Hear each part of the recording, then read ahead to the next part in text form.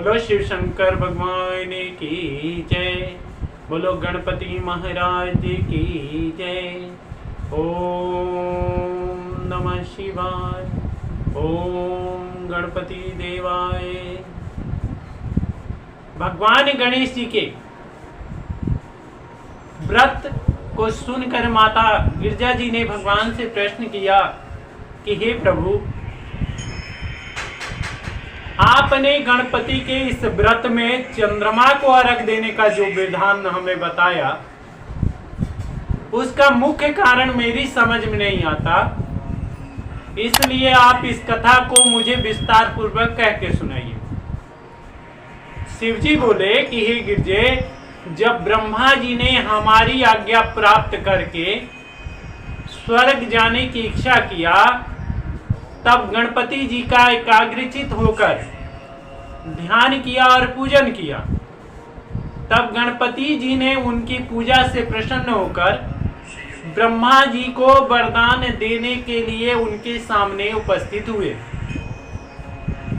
और वरदान मांगने के लिए कहा।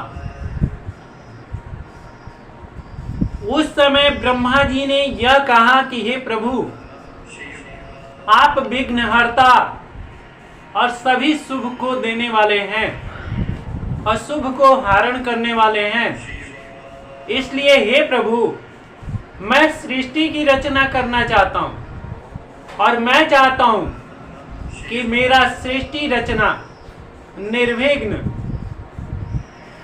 शांतिपूर्वक और बिना विघ्न के ही पूरा हो जाए। ब्रह्मा जी के वचन सुनकर भगवान गणपति जी ने प्रसन्न होकर कहा कि हे ब्रह्मा जी, आपकी सृष्टि में किसी भी प्रकार का विघ्न नहीं पड़ेगा। आप जो कार्य कर रहे हैं वह संसार के और इस जीवन के लिए फलदायकी है, इसलिए हम उसमें विघ्न उपस्थित नहीं कर सकते। और हमारी तरफ से आपको प्रसन्नता हेतु यह वरदान है कि आप सृष्टि की रचना कीजिए। और ऐसा कहकर भगवान गणपति जी धीरे धीरे आकाश मार्ग से चल दिए। जब भगवान गणेश जी चंद्रमा के मंदिर से पहुंचे तो उनका पांव फिसल गया और जिसके कारण वे गिर पड़े।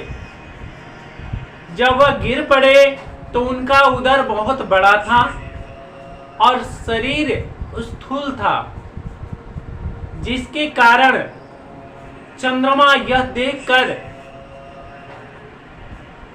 मजाक के रूप में उनका हंसी उड़ा दिए।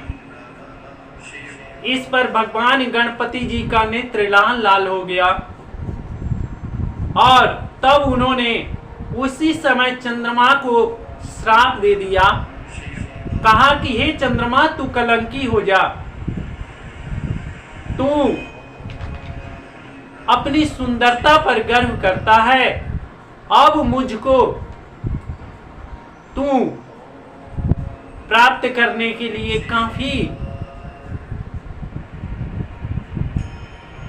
काफी कष्ट उठाएगा और तब जाकर तुझे इस प्रकार के कलंक से तुम्हें छुटकारा मिलेगा। अब तुझको इसका फल तुरंत ही प्राप्त हो जाएगा।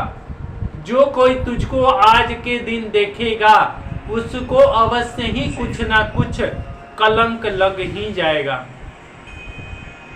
इस प्रकार चंद्रमा को श्राप देकर भगवान गणेश जी अंतर्ध्यान हो गए। तब चंद्रमा छिड़ांग होकर, तेजहीन होकर उस समय गिर पड़ा। उस समय सभी देवता इंद्र आदि दुखी होकर ब्रह्मा जी के सामने उपस्थित हुए और ब्रह्मा जी को सब वृत्तांत ज्यों का त्यों सुना दिया। इस पर ब्रह्मा जी ने उनसे कहा कि हे देवताओं, इसमें किसी भी प्रकार का कोई बुरी बात नहीं है, क्योंकि आप सभी बिना जाने सुने सभी का मजाक उड़ाते हैं, जिसके कारण आपको तरह तरह के कष्टों का सामना करना पड़ जाता है। क्या आप सभी भगवान गणेश जी को नहीं जानते कि वे सृष्टिकर्ता, विघ्नहर्ता और समस्त शुभों के दाता है। शुभ और अशुभ उनके हाथ पर रखे हुए बैर के समान है और जिसको चाहे जब चाहे भगवान उसको वैसा ही फल देते हैं। इसमें भगवान की कोई भी गलती नहीं है। अगर चंद्रमा ने उनकी हंसी ना उड़ाई होती तो भगवान गणेश जी कभी किसी पर क्रोध करते ही नहीं हैं। चंद्रमा ने जो कुछ किया उसने उसी का तो फल प्राप्त किया है। गणपति जी का श्राप कभी झूठा नहीं हो सकता।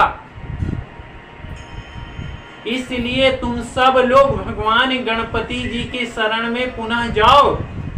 निश्चय है कि वे इस श्राप को शांत कर देंगे। तब देवताओं ने ब्रह्मा जी से तरह तरह के उनसे शांत करने का उपाय पूछा और तब सभी देवता यह सुनकर ब्रह्मा जी से बोले, गणपति जी का व्रत कृष्ण पक्ष की चतुर्थी को है। जो कोई इसको करता है उस पर भगवान गणपति अवश्य ही प्रसन्न होते हैं। अतः हे देवताओं, आप कृष्ण पक्ष के चतुर्थी को व्रत अवश्य करें और उनका ध्यान करें। ब्रह्मा जी के यह वचन सुनकर देवताओं ने बृहस्पति जी को चंद्रमा के पास भेज दिया।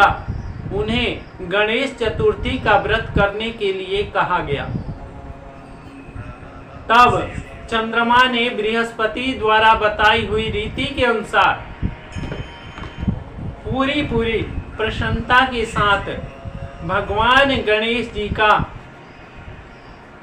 चंद्रमा ने व्रत किया और ध्यान किया, स्तुति किया। उस पर भगवान गणेश जी प्रसन्न होकर उन्हें शिशु रूप में घृणा करते हुए दिखाई दिए।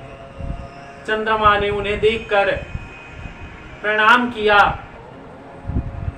और तब गणपति जी ने प्रसन्न होकर कहा कि हे चंद्रमा, हमें तुम से अप्रसन्नता कोई नहीं है। तब गणपति जी ने प्रसन्न होकर कहा कि हे चंद्रमा, तुम हमसे जो भी वरदान चाहो वह मांग लो।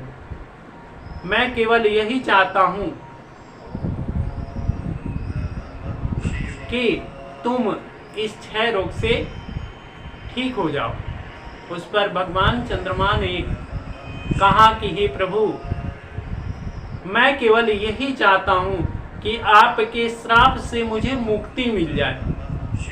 मैं सबके दर्शन के लिए योग्य हो जाऊं।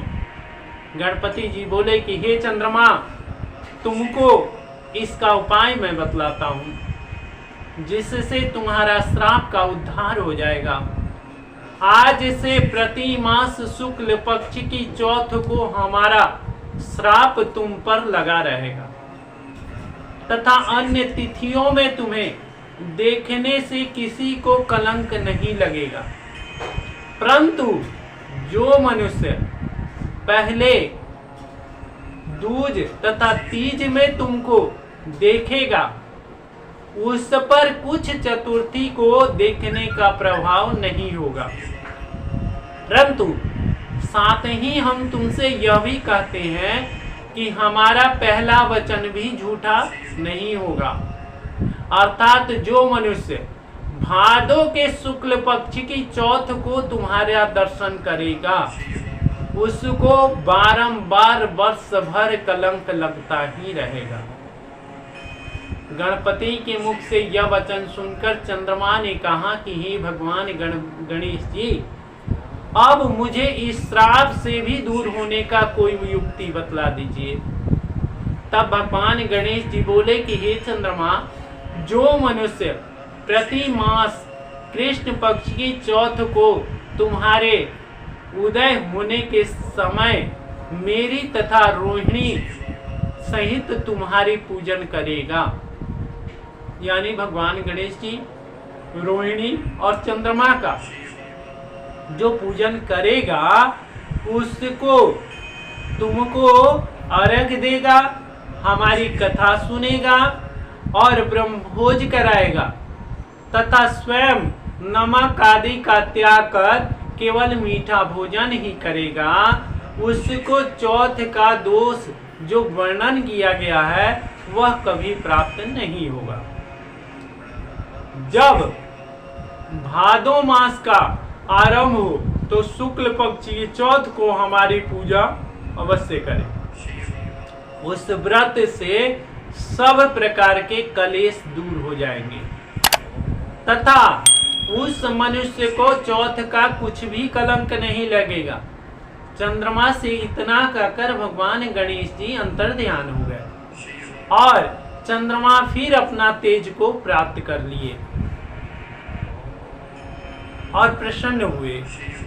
हे गिरजे, इस कथा के सुनने से भी पाप समूल नष्ट हो जाता है, इसमें कोई भी संदेह प्रकट नहीं करना चाहिए कि इस व्रत के करने से पुत्र के अतिरिक्त जो भी मनोरथ हो वह सभी प्राप्त होता है।